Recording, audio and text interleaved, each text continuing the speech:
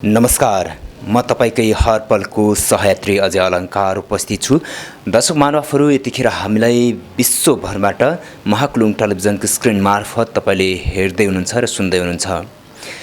सुन्दा मात्रै पनि अचम्मै लाग्ने, एक रति पनि विश्वास गर्नै नसक्ने, साँच्चीकै कोही कसैको त कल्पनामा समेत आउन नसक्ने, कल्पना नै गर्न नसक्ने त्यस्तो कथावस्तुलाई यहाँहरूको बिचमा हामी आज समाविष्ट गर्दैछौँ। केही दिन यता विशेष गरेर काठमाडौँको कपन स्थित झाडीमा चौरमा नाभि नै नकाटिकन एकजना शिशुलाई कार्टुनमा प्याक गरेर लगेर फाल्यो। त्यो शिशु केयर बालगृहका संस्थापक पुष्पा अधिकारी ज्यूले विशेष गरेर म रेखदेख गर्छु भनेर चाहिँ उहाँको बालगृहसम्म ल्याउनुभयो र लाखौँ होइन, सयौँ होइन, लाखौँ होइन, करोडौँ मानिसहरूले त्यो सनसनीपूर्ण भिडियो, त्यो शिशुको विशेष गरेर इन्टरभ्यूहरू हेर्नुभयो र साँच्चीकै ठुलो छाती बनाएर, आफ्नो छातीलाई चौडा बनाएर सारा संसारले, सारा नेपालीहरूले, दर्शक महानुभावहरूले मन पग्लाउनु भयो र सहयोग पनि पठाइदिनु भएको छ र केयर बालगृहमा व्यवस्थित तरिकाले ती शिशुलाई पालन पोषण गर्ने क्रममा हिजो मात्रै एउटा सनसनीपूर्ण समाचार बाहिरियो कि ती शिशुकै जन्म दिने आमा र बालगृहका संस्थापक पुष्प अधिकारीकै मिले मतमा यस्तो नाटक रचिएको रहेछ र विशेष गरेर लाखौँ पैसा कमाउनको निम्ति, लाखौँ आर्थिक सङ्कलन गर्नको निम्ति उहाँले यस्तो खालको नाटक रच्नु भएको जुन भित्री करतुत पर्दाफास भएको छ। विशेष गरेर हामी अनुरोध गर्न चाहन्छौँ, यतिखेर बौद्धका डिएसपीको नेतृत्वमा यो जुन घटनालाई अनुसन्धान पनि भइरहेको छ भने हामी पुलिस प्रशासनलाई पनि अनुरोध गर्न चाहन्छौँ, यस्ता खालका घटनामा संलग्न जो कोही व्यक्तिलाई पनि छोडिनुहुन्न। हदैसम्मको कानुन हुनुपर्छ र कानुनी कठघरामा ल्याउनै पर्छ र विशेष गरेर जो यस्ता खालका निर्दयी आमा, निष्ठुरी आमा र समाज सेवाको निम्ति खोलिएका यस्ता खालका विभिन्न सङ्घ संस्था, केयर बालगृह जस्ता सङ्घ संस्थाप्रति हेर्ने दृष्टिकोण पनि अबको दिनमा के हुने हो भन्ने प्रश्नवाचक चिन्ह पनि खडा भएको छ दर्शक महानुभावहरू। र भोलिको दिनमा यो शिशुले आफ्नो उमेर बढ्दै पढ्दै ठुलो हुँदै गइसके पछाडि यी आफ्ना कहाली लाग्दो, अत्यन्तै सोच्नै नसकिने एउटा दर्दनाक यो कथा आफ्नो आमाले जुन पैसा कमाउनको निम्ति एउटा आफ्नै शिशुलाई यसरी प्रयोग गरेको भोलिको दिनमा कथा सुनाउँदाखेरि उहाँको जीवनमा के बित्ला र समाजले यो प्रवृत्तिलाई हेर्ने दृष्टिकोण के हुन सक्ला, जसले गर्दाखेरि यस्ता खालका प्रवृत्तिलाई साँच्चीकै कानुनले हदैसम्मको कारबाही होस्, यो अनुरोधसँगै यसको कानुनी पाटो हामी केलाउँदैछौँ आजको बसाइमा। र विशेष गरेर हामीसँग सर्वोच्च अदालतका वरिष्ठ अधिवक्ता बोर्डबहादुर कार्की सर हुनुहुन्छ। उहाँसँग गरिएको कुराकानी विस्तृत रूपमा हामी राख्दैछौँ, हामीसँगै रहनुहोला। 7 वर्षसम्म कैद र 70,000 रुपियाँसम्म के भनेदेखि जरिमाना हुन सक्छ र अवैध रूपमा गर्भ रहेका नै प्रायजसोहरूले चाहिँ त्यो समाजले के भन्छ भन्ने हिसाबले त्यसलाई बच्चै के भनेदेखि फ्याँक्ने, मार्ने के भने दिष्टता के भने गर्छ। मार्दा त ज्यान मुद्दा सहर उसलाई के कारबाही भइहाल्छ, फ्याँकेको छ भने पनि उसलाई कानुनले के सजायको के भागी के बनाउँछ। अब यहाँ के देखियो, यस्तो प्रवृत्तिलाई चाहिँ के भने निरुत्साहित गर्नुपर्छ, कारबाही के गर्नुपर्छ। नमस्कार, म हो गायिका आस्था राउत। तपाईँ अहिले हेर्दै हुनुहुन्छ महाकुलुङ टेलिभिजन। महाकुलुङ टेलिभिजनलाई लाइक, सेयर, सब्सक्राइब गर्न नभुल्नु होला है त। Thank you. विश्वको सर्वोच्च धरातलको आवाज महाकुलुङ अनलाइन टेलिभिजन। नमस्कार, महाकुलुङ टेलिभिजनको पर्दामा यहाँलाई हार्दिक स्वागत छ। म अजय अलङ्कार। दर्शक महानुभावहरू, विशेष गरेर विगत केही दिन अगाडि साउन महिनाको 12 गते मात्रै काठमाडौँको कपन स्थित चौरमा नाभि नै काटिएको थिएन, जो सानो अत्यन्तै शिशुलाई चाहिँ चौरमा लगेर फालिएको, अर्थात् कार्टुनमा प्याक गरेर फालिएको अवस्थामा केयर बालगृहका संस्थापक अर्थात् सञ्चालक पुष्पा अधिकारी म्याडमले फेला पार्नुहुन्छ र उहाँले चाहिँ सामाजिक सञ्जालदेखि लिएर आम सञ्चार मिडियालाई चाहिँ बोलाएर चाहिँ मैले पाल्छु, रेखदेख गर्छु भनेर चाहिँ विशेष गरी कमिटमेन्ट गर्नुहुन्छ र उहाँको बालगृहसम्म ल्याउनुहुन्छ र विशेष गरेर यो 5-6 दिनको अवधिभित्र सारा संसारभरबाट सारा नेपालीहरूले साँच्चीकै छाती ठुलो बनाएर मुट्ठी खोलिदिनु भएर तपाईँले सहयोग पनि पठाउनु भएको थियो। लगभग अहिलेसम्म जानकारी प्राप्त अनुसार 5.5 लाख अर्थात् 5,97,000 को हाराहारीमा चाहिँ सहयोग पनि पठाइसक्नु भएको छ भने ती नानी विशेष गरेर आफ्नो जन्म दिने आमा र ती केयर बालगृहका संस्थापक पुष्प अधिकारी म्याडमको मिलेमतोमा चाहिँ आर्थिक बटुल्नको लागि अर्थात् सहयोग चाहिँ उहाँले देश विदेशबाट लिनको लागि चाहिँ यो नाटक मञ्चन गरिएको हो भन्ने सनसनीपूर्ण हिजो बेलुकी मात्रै विशेष गरेर इमेज समाचार.com मा खबर आइसके पछाडि हामीले यसको निरन्तर फलोअप गरिरहेका छौँ र जो हाम्रो पत्रकार सञ्चारकर्मी तातो खबरका भाग्य नेउपाने उहाँले पनि 10,000 रु सहयोग दिनुभएको थियो। उहाँले चाहिँ रिटर्न गरिसक्नु भएको छ भने यसको कानुनी पाटो हामी केलाउँदैछौँ। यतिखेर कानुनी हिसाबले ती बालगृहका संस्थापकज्यू अर्थात् आफ्नो जन्म दिने आमालाई कस्तो खालको कारबाही हुनसक्छ, के मुद्दा लाग्न सक्छ, यो विषयमा हामी फोकस गरेर कुराकानी गर्न लागिरहेका छौँ। यतिखेर हामीसँग सर्वोच्च अदालतका अधिवक्ता वरिष्ठ अधिवक्ता बोनबहादुर कार्कीज्यू हुनुहुन्छ। म सर्वप्रथम हार्दिकतापूर्वक स्वागत गर्न चाहन्छु। हजुर सर, यहाँलाई हार्दिक स्वागत छ। धन्यवाद। आराम हुनुहुन्छ? आरामै। घटना अचम्मको घटेको छ। नेपालमै काहीँ नभएको हाडे गाउँको जात्रा भने जस्तै पहिलो घटना हामी फेस गर्दैछौँ जस्तो मलाई लाग्छ। के भन्नुहुन्छ? यो तपाईँले अघि नै भन्नुभयो, नाभि नै नकाटिएको जुन बच्चा झाडीमा के भनेदेखि भेटियो र त्यो चाहिँ घटना धेरै एउटा संवेदनशील घटना थियो। संवेदनशील यस अर्थमा कि एउटा आमा जसले जुनसुकै मूल्य चुकाएर पनि आफ्नो के भन्ने बच्चाको के भनेदेखि संरक्षण सम्वर्धन गर्ने किसिमको कुरा गर्छ। जनरल्ली साधारणतः अपवादमादेखि बाहेक कुनै पनि आमाले आफूले जन्माएको के भने बच्चालाई मार्ने अथवा के भने उसलाई फ्याँक्ने काम के भने गर्दैन। अझ भन्नुहोस् के भने जीव जन्तुमा पनि जीव जन्तुको आमाले पनि के भने त्यो बच्चाको के भने जीव जन्तुमा त त्यत्रो के भने उनीहरू चेतना त हुँदैन, त चेतना नभए पनि त्यो जीव जन्तुको आमाले पनि के गर्छ भने आफ्नो बच्चालाई कुनै के भनेदेखि खतरा आइपर्यो अथवा कसैले के भनेदेखि मारिदिन लाग्यो भने आफ्नो जीवन जोखिममा राखेर पनि आफ्नो बच्चालाई किन बचाउने किन कोसिस गरेको हुन्छ। मान्छेको त कुरै भएन र कहिलेकाहीँ यस्ता किसिमका अपवादको रूपमा कस्ता किसिमका घटनाहरू हुन्छन् आमा र बच्चाहरूको बिचको कुराहरू भने कहिलेकाहीँ के भने अवैध रूपमा के भनेदेखि गर्भ नै रहेका हुन्छन्।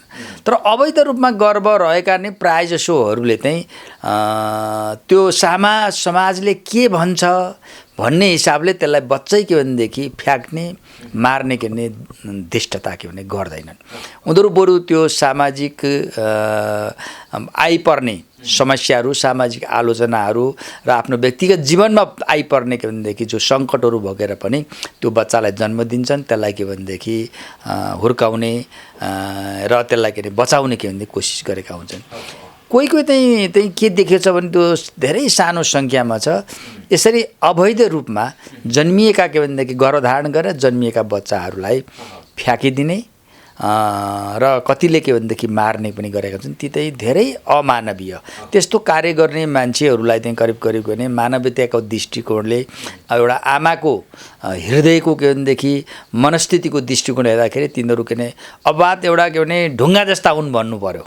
नभए प्रायःजसो के भने आमाले त्यस्तो काम के गर्दैन।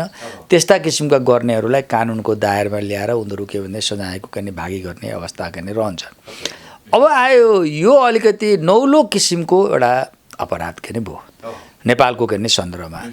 एउटा आमा जसले के भनेदेखि आफ्नो बच्चालाई के जन्म दिएको छ, त्यो जन्म दिएको बच्चालाई लगेर के भने फ्याँक्नु भनेको त्यो सानो किसिमको के गम्भीर किसिमको कुरा होइन।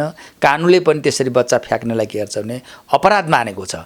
उसलाई के भने कुनैले बच्चाको के गर्भधारण गरिसकेपछि त्यो बच्चालाई जन्म दिनु र बचाउनुको ने कर्तव्य कसको हुन्छ? आमाको हुन्छ। यदि त्यसरी के भने आमाले कसैलाई के भने मार्दा त ज्यान मुद्दा सरह उसलाई के कारबाही भइहाल्छ। फ्याँकेको छ भने पनि उसलाई कानुनले के सजायको के भागी के बनाउँछ।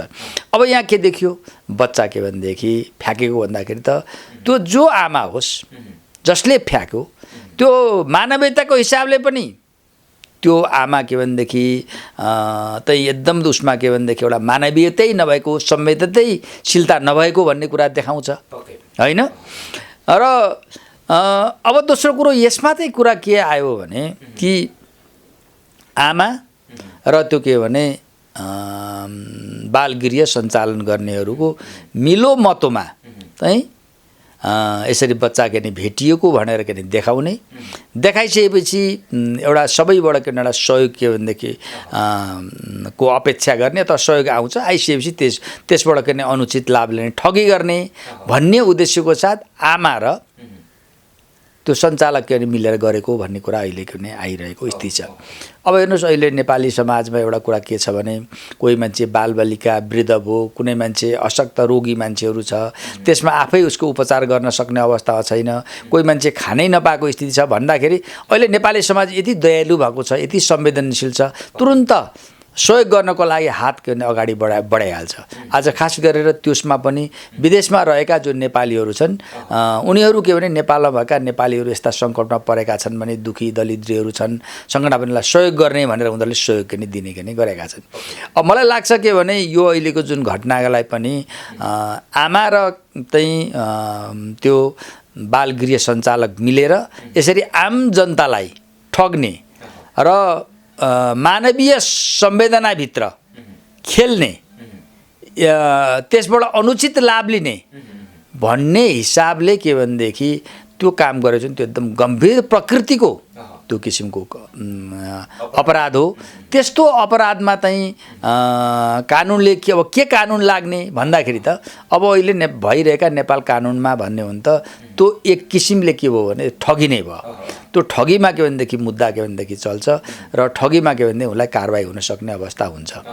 ठगी जस्तो ठगी मुद्दामा चाहिँ विशेष गरेर यसमा कमी कमजोरी त दुवैतर्फबाट भयो। जस्तो जन्म दिने आमाको पनि एक र चाहिँ सबैको एउटा चाहिँ अब सेवा प्रदान गर्ने, सबैलाई सेवा दिन्छु भनेर चाहिँ खोलिएको एउटा चाहिँ जुन केयर बालगृह मात्रै नभएर चाहिँ विभिन्न यस्ता खालका चाहिँ सङ्घ संस्थाहरूलाई अब हेर्ने दृष्टिकोण पनि अब नेपालीहरूमा कसरी हेर्ने भन्ने कुरा पनि एउटा पाटो आयो भने तीमध्येमा ठगी मुद्दा भन्नुभयो यहाँले होइन। कोही कसैले चाहिँ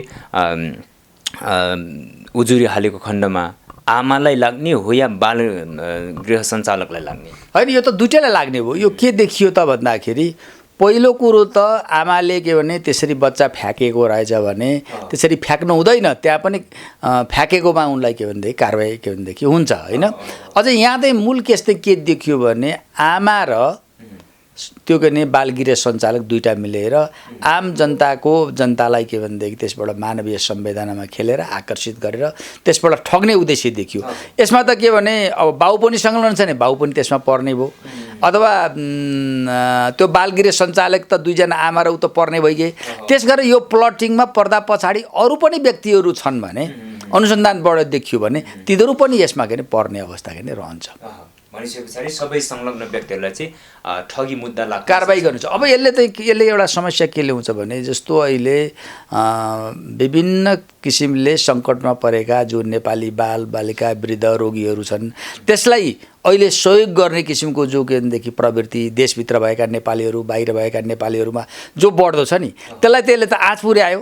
भोलि त मान्छेले त्यो त हिजो यो सुन्ने बित्तिकै मान्छे सहयोग गर्थ्यो भने त अब त त्यो के हो भनेर त्यसरी सहयोगी हातहरूलाई पनि के भयो निरुत्साहित गराउने काम हो। त्यसकारण यो चाहिँ के भने निस्वार्थको लागि गरिएको यो के भने गम्भीर प्रकृतिको के भने अपराध हो, ठगी कार्य हो।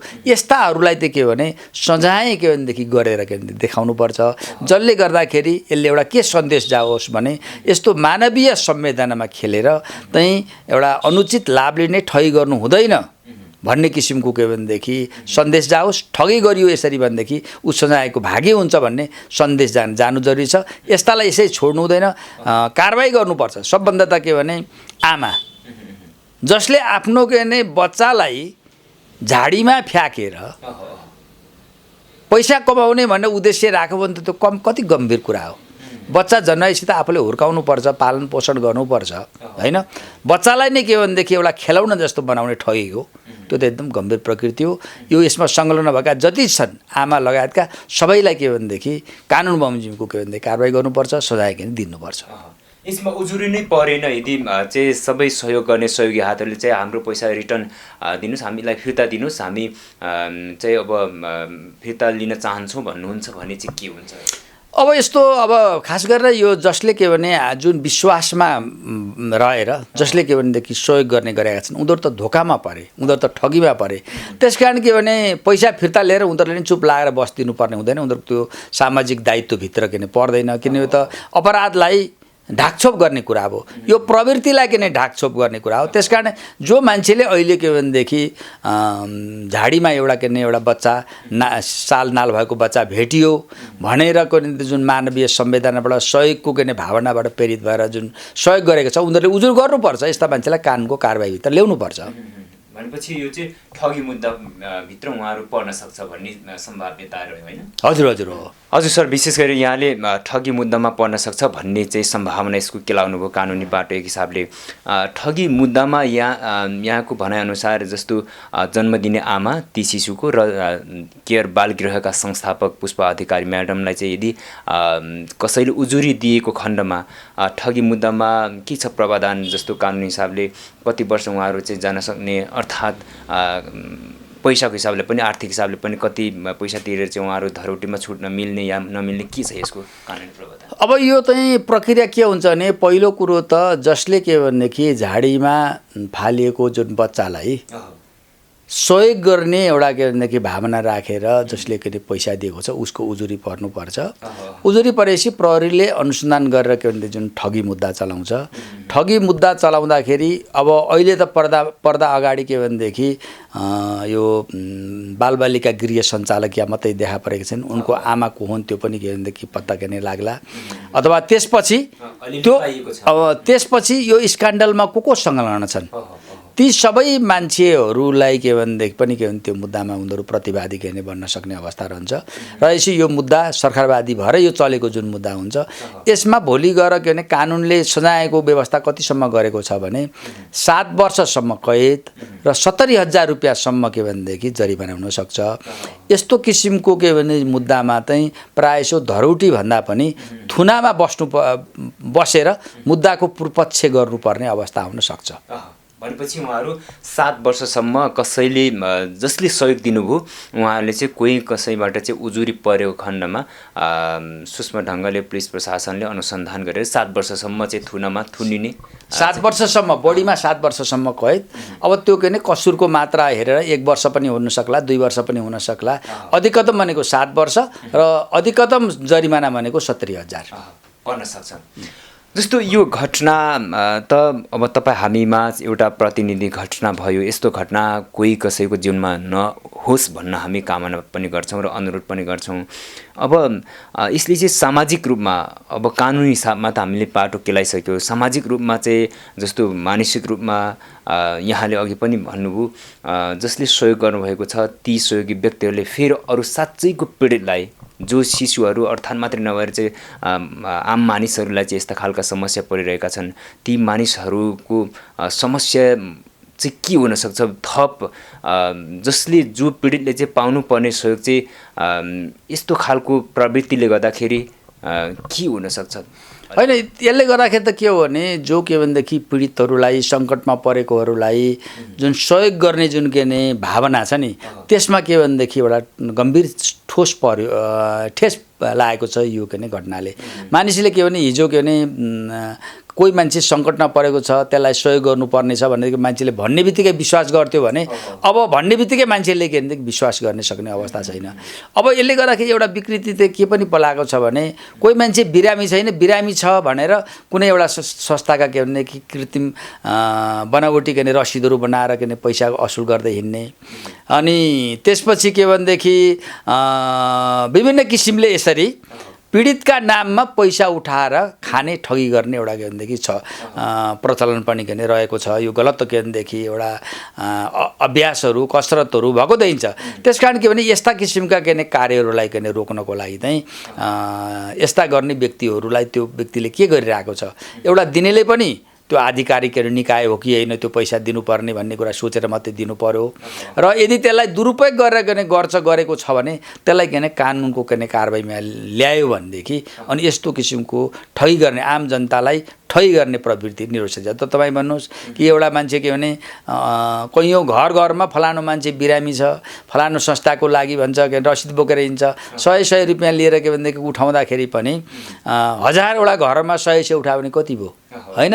त्यस्तै गरेको भने यस्तो किसिमको जो प्रवृत्ति अहिले नेपाली समाजमा यादाकादा देखा पर्न थालेको छ, यस्तो प्रवृत्तिलाई चाहिँ के भने निरुत्साहित गर्नुपर्छ, कारबाही पनि गर्नुपर्छ। हस्, यहाँको महत्त्वपूर्ण समय र संवादको लागि विशेष धन्यवाद दिन चाहन्छु सर। मेरो पनि धन्यवाद। हजुर प्रिय दर्शकहरू, विशेष गरेर हामीले जो झाडीमा भेटिएको साउन महिनाको 12 गते जो सानो शिशु साँच्चीकै नाभि नै काटिएको थिएन, त्यस्तो अवस्थाको शिशुलाई झाडीमा लगेर फालिएको थियो। त्यो जुन शिशुको विषयमा रहेर यसको कानुनी पाटो के हुनसक्छ भन्ने विषयमा फोकस गरेर कुराकानी गऱ्यौँ।